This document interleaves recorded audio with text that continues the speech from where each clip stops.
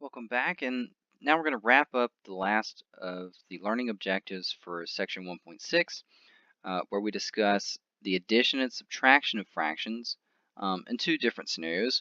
The first of which is the most simple, where we have a common denominator between the two fractions that we're trying to do the operations on. And then we'll discuss the more complex version where if I have different denominators, what do I do in that scenario?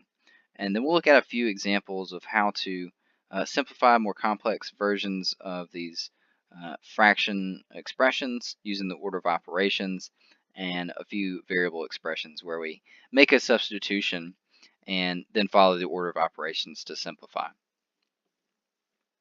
So our first topic here is on the addition or subtraction of fractions with a common denominator.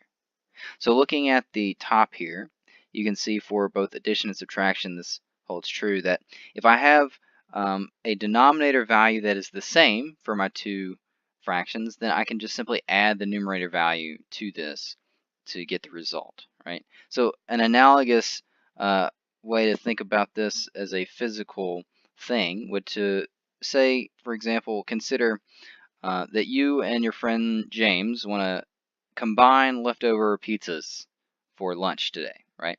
Let's say that I have in my fridge 3 out of 8 slices of pizza left over from last night's shindig, and James, he has at least 2 out of 8 slices for his pizza, right? So when I go over there together, we add the number of slices we have together, and sure enough, we have at least 5/8 of one whole pizza, right, to share between the two of us.